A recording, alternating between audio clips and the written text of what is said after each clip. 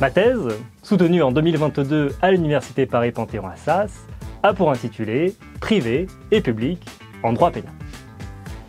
Pourquoi est-il légal d'être en état d'ébriété ou de dissimuler son visage en privé, mais pas en public? Peut-on sanctionner pénalement un salarié pour avoir injurié son employeur sur sa page Facebook privée? Pourquoi l'audience pénale, en principe publique, est-elle parfois tenue à huis clos?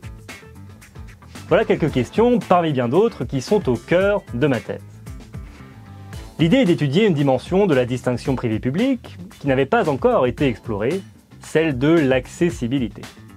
Et public, ce qui est accessible à tous, et privé, ce qui n'est accessible qu'à certaines personnes déterminées.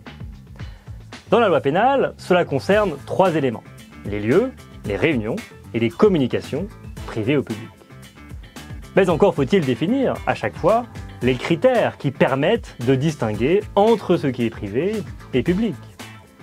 Par exemple, en droit pénal des médias, le critère central est celui de la communauté d'intérêt. Ce critère est rempli si je m'adresse à un groupe de collègues. Le propos est alors non public. Par contre, si je diffuse un message sur un groupe WhatsApp composé de 1000 personnes venant d'horizons divers, le propos sera jugé public. En réalité, l'opposition étudiée n'est pas binaire. Et un des défis majeurs de la thèse a été de conceptualiser cette zone intermédiaire du semi-privé ou du semi-public, ce que j'ai fini par appeler le caractère commun. Pensons aux parties communes d'un immeuble. Il est interdit de les occuper abusivement parce que c'est un lieu à usage collectif. Mais les policiers qui veulent accéder à cet espace pour enquêter vont devoir respecter certaines conditions procédurales, parce que le lieu reste clos, donc privé. En somme, l'enjeu n'est pas seulement de bâtir une belle construction théorique, il en va de la préservation de nos libertés.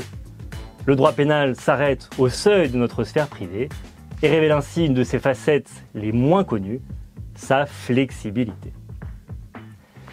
Pour en savoir plus, la thèse est désormais publiée aux éditions L'Exbase. N'hésitez pas à aller la consulter.